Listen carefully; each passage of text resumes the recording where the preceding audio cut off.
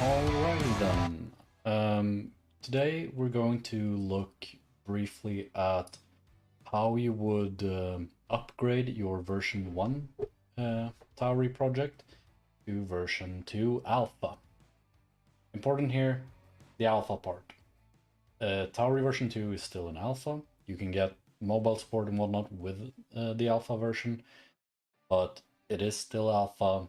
Changes are going to be made, and I will probably make a new video once we have both a beta and a stable release. So just keep that in mind as we're going through this video. You'll probably have to watch another of these videos later on, but I just want to make a video available right now so that some of the people that have issues right now with upgrading can get a better view on what's going on and how you can go about upgrading. So without further ado, let's just jump into it. So the first thing I want you to be aware of is that there's a next version of our documentation, which is available on Netlify with next tauri.netlify.app. You can find the link in the video description on YouTube. Here you'll find a lot of guides. It's not stable and production ready or whatever yet. There will be changes to it, most definitely. But this is your primary go-to place for finding current documentation on Tauri in version 2. And the first thing you need to be aware of is, of course, dependencies. So if we go to, for example, Linux, the difference between version 1 and 2 with dependencies is primarily GTK. The web view is getting an upgrade. I don't know which of the other ones are upgraded, but I know that this is a pretty big deal. Not sure what's different with Mac, not sure what's different with Windows. I primarily use Linux through a dev container. But so you're aware, update your dependencies because you need to in order to use version 2. Let's get into it. Let's create 2 projects. Let's create migrate version 1, migrate version 2. CD version 2 code and code version 1. The reason we're making 2 of these projects is because I'm going to make, let's see, I want version 2 on the right actually. I'll make a setup for version 1 and then just initialize a version 2 project, and then we'll compare them and we'll go through all the steps required in order to upgrade.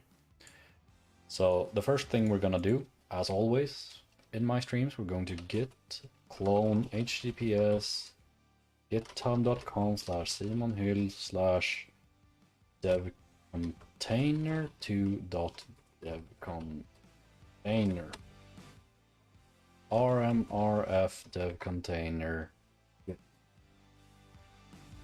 and we're just gonna do the same thing in the other one.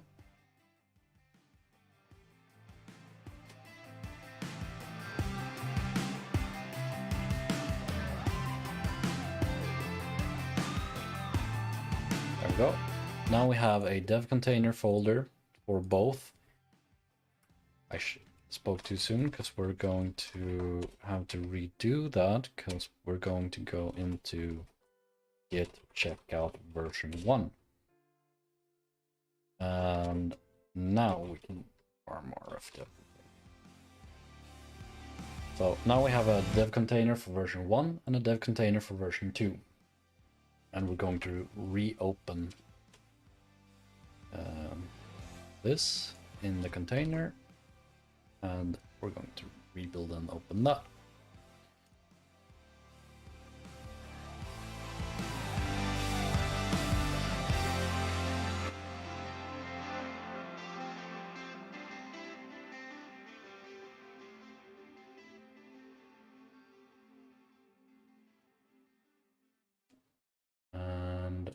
It'd actually be fine in both of them, even though they're still output.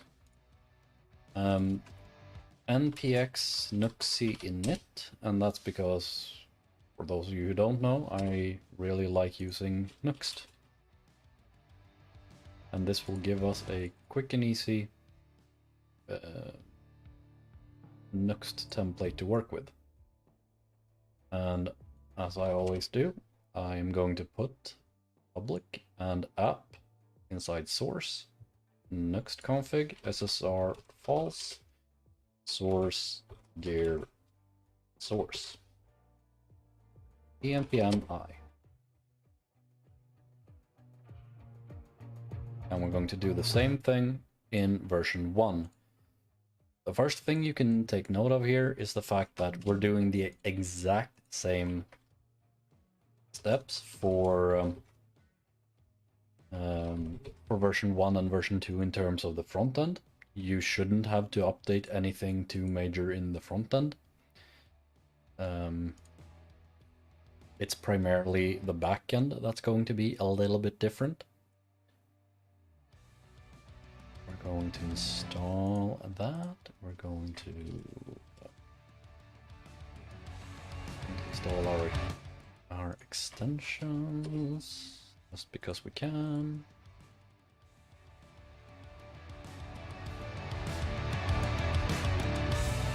Now we want to do pnpm add at Tauri apt/CLI. And this will give us version 1 on that one. And then we go, you can't quite see it because of the output, but pnpm add at Tauri apt/CLI at next. I actually want you to see that one. Ah, come on. Does it have to be in the way? Oh well. We'll figure that out anyway. So what I ran was pnpm add at Tauri apt/CLI at next.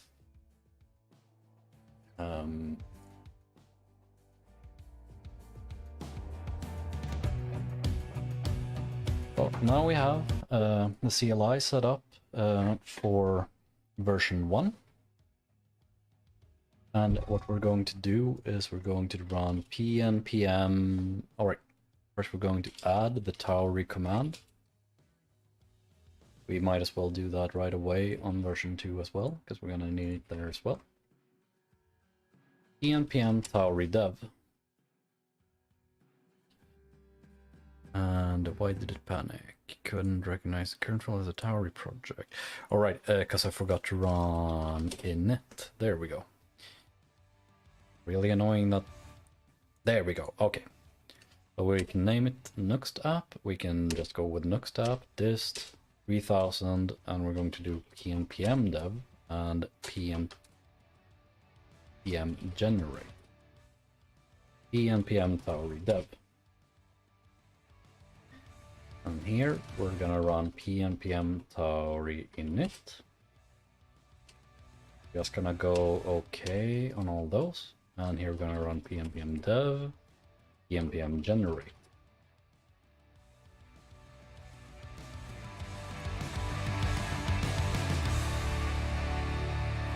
Just to speed things up later, because I don't actually want to run version 2 yet. We're just gonna start building it. And they're off to the races. As you can see, there are more dependencies in version 2 than there is in version 1. Not by a huge lot though, and the biggest ones are still the same. I'm not entirely sure which dependencies exactly have changed, but just be aware that there's a couple extra dependencies in version 2.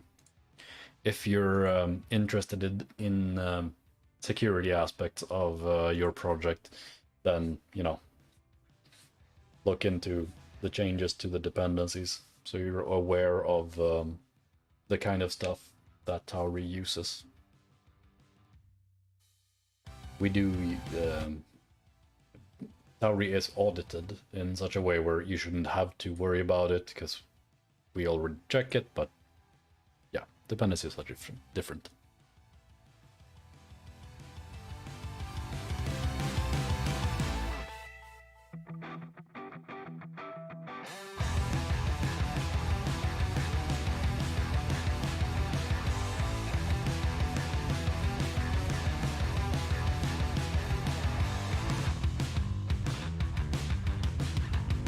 And there we go. Now we have a version 1 app. So we're going to just close that, stop building that one, and instead run pnpm Tauri dev. I did run pnpm.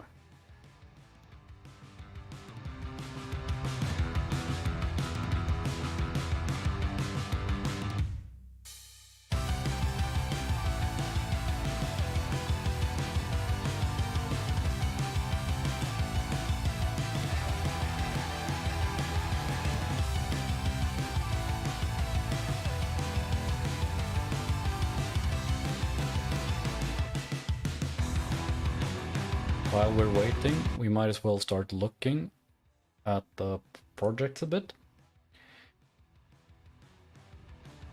There's our version 2 app. As you can see, nothing visually different about them. They are literally identical.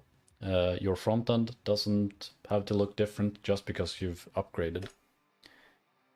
Let's look at the projects, shall we? So they both have the dev container. They both have the Nuxt folder. pnpm store, yep. Node modules, yep. Source, yep.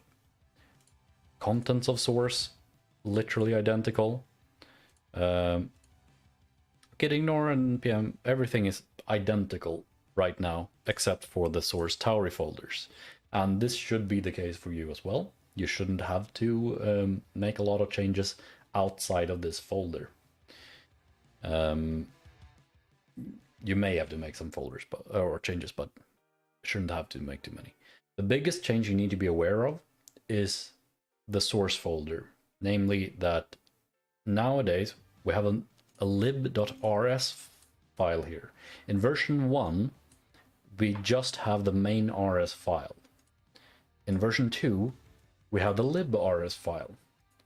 And the important difference here to be aware of is that Tauri is nowadays primarily developed as a library. When you still have main rs, you're still building a regular binary for desktop targets. Hence why you have a CFG desktop here. And that part is still the same. You still have the configurator, you still have function main, but instead of putting all your logic inside main rs, you're importing the library, the run function, and running that. And you only do it on desktop targets. If you have a custom project or a project with a lot of custom code that needs to be in the main function, you could make this, change it like this. Now this applies to this entire closure. So if you had something that needs to be ran before or after your application, this is a valid way of getting something to run. Like the app has exited and the is starting. So these should run before and after now. So that's a little bit different from how you did it before. But all you need to have and what you get in a standard template is just this. So going from version 1, move your code into librs instead. And as you can see, if we compare these, Tauri Builder Default, Tauri Builder Default, you're actually doing literally the exact same code. The only difference here is that instead of being in function main, we're being in public function run. And it has to be decorated with the mobile entry point. This, by the way, means that it's only applicable, like this attribute is only applied when we're on mobile and then it becomes a mobile entry point. So don't worry about like, oh, we're on desktop. What does this do for desktop target? No, this attribute is only applied on mobile. That's what the first part does. The second part is the actual attribute that gets applied. So if we are to convert our version 1 project to version 2, this is the first change we're going to look at. We're going to create librs. We're going to create a pub function run. We're going to config attribute mobile Tauri mobile entry point. And then everything you have inside the main function, you're going to just copy paste over into this function.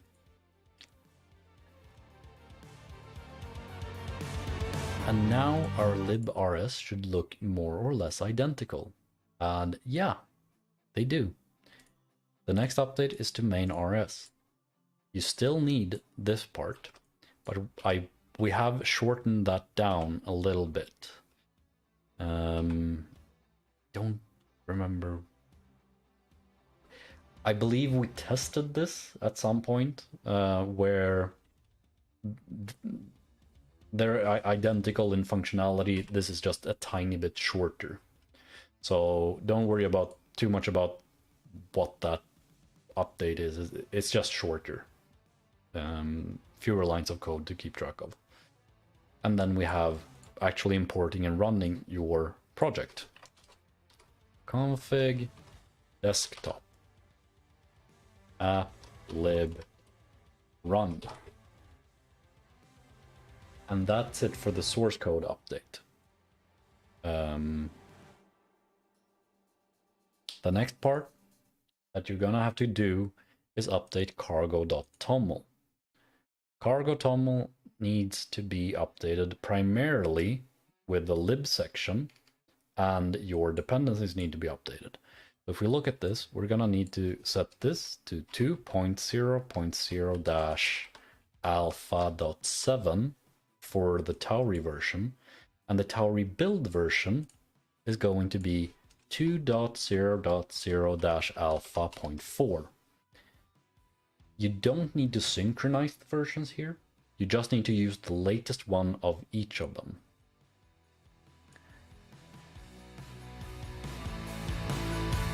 You might as well update this to 64. Then we're going to add the lib section. So anywhere in here, you can add lib, name equals app underscore lib, rate type has to be static lib, cdlib, or C dynamic library, as well as rlib. And I don't know if static lib is actually ever used. I think it's just the cdlib, C dynamic library, that gets used for primarily Android. I think that's also what we use for iOS. I think the other two are primarily there in case you want to use it as a pure Rust project. But this is the biggest magic of it all, compiling it as a C dynamic library. And something I want to mention here as well is that usually your package won't just be called app. It'll be called something appropriate for your project. For us, we named our app Nuxt app, and usually you'll have Nuxt app. This, if you change the name, default run should also be set to the same, because this is basically going to be the binary name, and this should also be the binary name for what the default is to run. And the library should always be suffixed with underscore lib. But you can change this to Nuxt app. But the important thing to keep in mind here is that we said applib here. So if I do Nuxt applib here,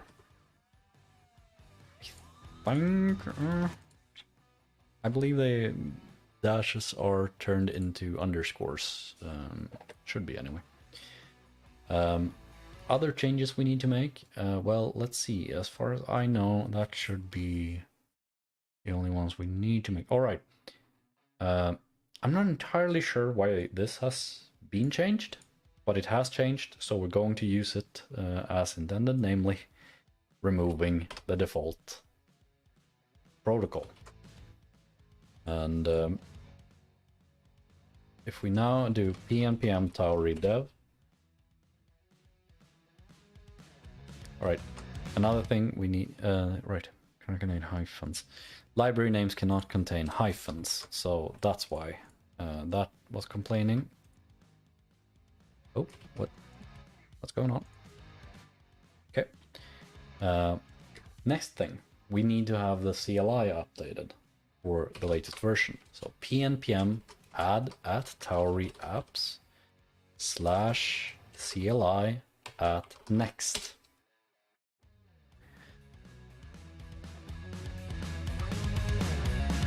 And we need to do the same thing for the API.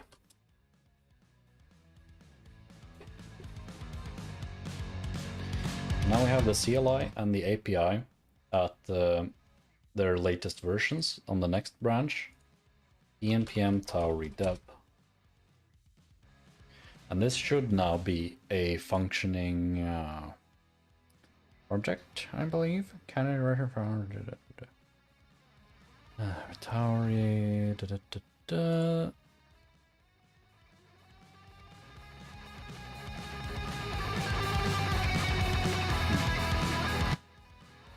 That's odd.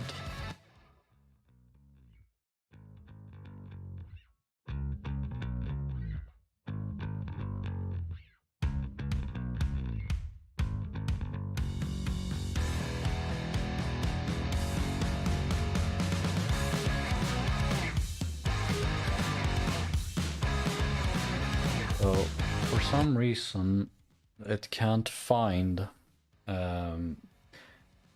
200 alpha. So what could the reason for that be? Well, the only reason I can think of for that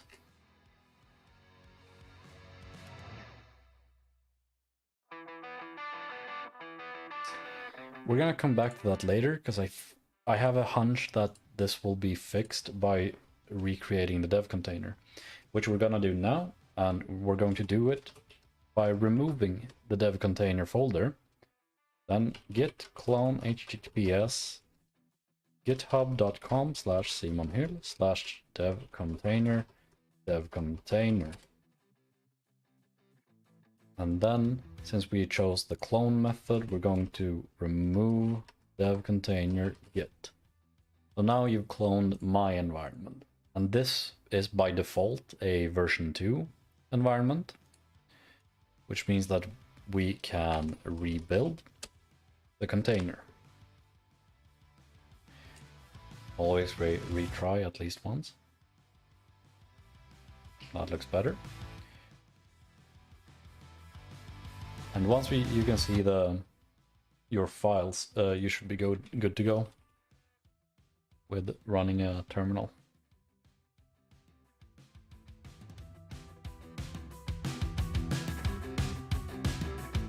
Still very weird.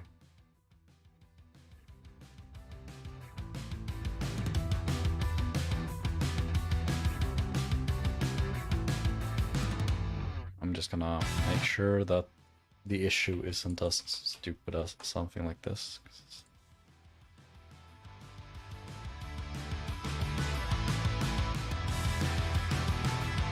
The only other issue I can think of is this nano config toml. Using the sparse protocol is the only thing that I can think of.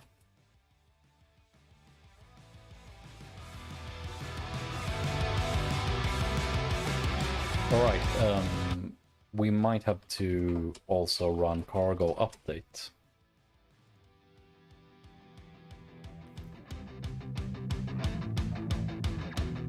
And now, since I disabled the sparse protocol, this is going to be a little bit slower than it is otherwise. I'm not sure why it has issues resolving the Tauri crate, because as you can see on one side On the version 2 side, it's fine. It can find it, no problem. Version 1 side is having issues finding it. And the only thing I can think of is that the sparse protocol that I have enabled by default in the Docker file, if you wanted to disable it, by the way, you would just go down here and remove these lines. Because what it does is basically just switch from using Git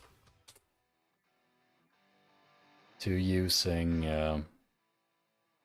HTTP requests to resolve crates. We're going to remove the target folder and we're going to run cargo clean Tauri dev.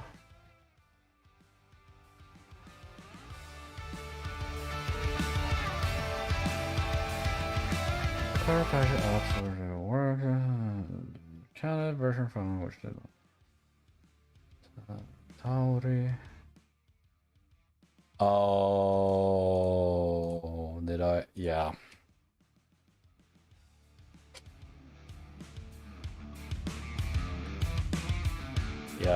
Yeah. So that was a dumb error.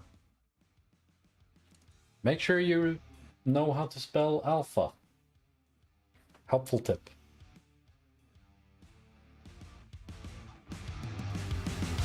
As always, alpha equals alpha, not alpa or appa.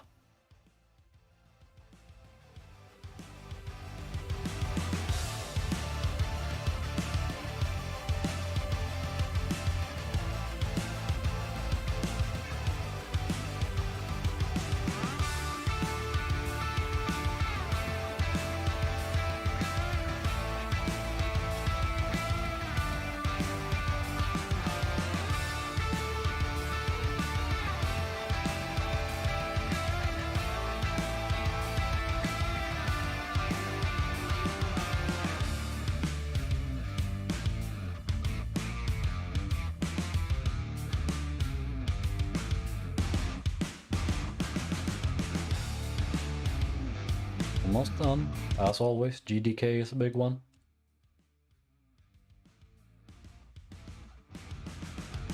I'm considering setting up something to speed up the build a little bit more by pre-building it. Here we go! A version 2 project. We should actually be able to just screw it. We have a version 2 project up and running, and as you can see, didn't have to change anything outside of source Tauri other than if you're using my dev container, make sure you're using a version 2 dev container. And in source Tauri, the biggest updates, or the only updates we had to do, was add the library, update your dependency for Tauri build and the Tauri dependency. We removed the default feature because for some reason we no longer do that. And I didn't have to update anything in TauriConf JSON. That's not necessarily to say that there won't be any updates later on. Alpha is alpha, but I didn't have to update anything now. And the build file remains the same. Yeah, there really wasn't anything else we had to do. Just make sure you adapt your project to the whole library-based approach. And as a quick, just reminder of why we use the library approach, it's not because it's better, it's just because it's a technical requirement by, for example, Android. Android doesn't let you use Rust unless you implement it as a library. It has to be an imported library that you then run. So don't think about it too much. It doesn't change anything in terms of performance or how it runs. You're still on desktop using main RS and making a regular binary as with version 1. It's just that now we have better support for the making your app a library instead and deploying it to more targets. And that's really all that the library approach is there for. The last part I want to do is, as always, I want to just go over the documentation a bit. I didn't follow an exact tutorial this time. We will definitely have some migration tutorials at some point. But for now, not much to say. As far as I know, the dependencies are correctly updated here.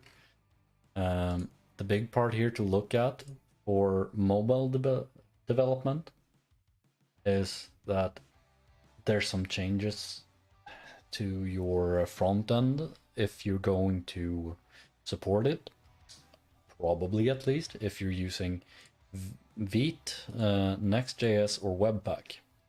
So when you're using mobile development, the reason you have to make changes is because of how your mobile device can find the front end server. So it's not technically required to make the front end work. It's just in a development setting, you need to update these values so that you can actually, so that the device can find it. And so far we only have documentation for Vite, Next.js, and Webpack, though that should for most people be sufficient.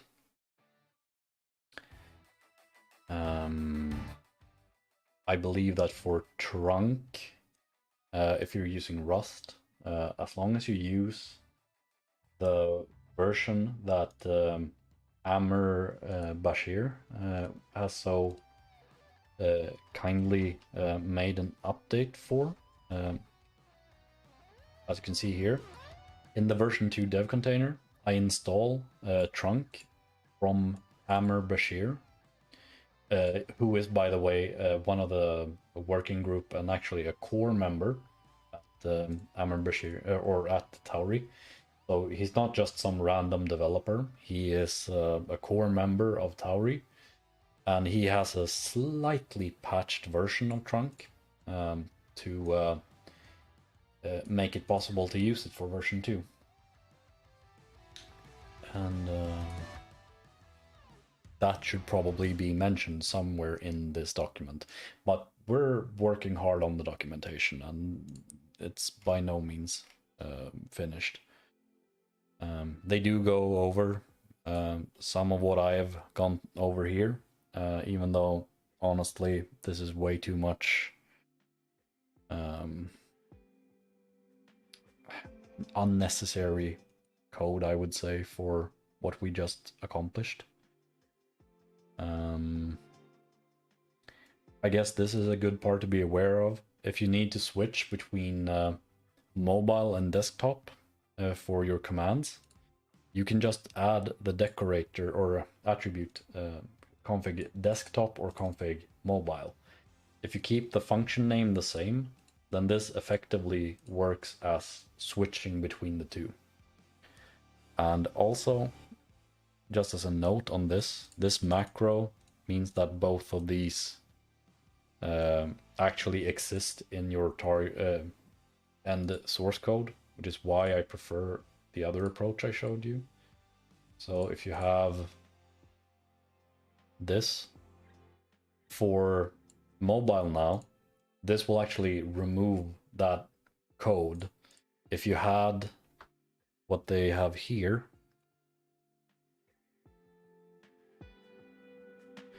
in this example, both of these blocks actually exist on the target device, because this config, this if statement, is not handled at build time. It is converted to code at build time, but it's both of these are still in there, which is why the way I tend to do it is how I showed you at the start, which is making this and then config, and usually what I do is not desktop. So this is how you could set up the exact same code. The difference is that with the if statement, both clauses actually exist in the final product. Here we're at build time actually removing this part. So there's a difference there in how that functions. I tend to use this approach. Some people like the runtime approach. It's up to you how you develop it. Anyway, I do believe that is roughly all I had to show you today. I will be making a new, more in-depth video at some point for upgrading from version 1 to version 2 once we have a stable release. That's it for this video. Thanks for stopping by. See ya.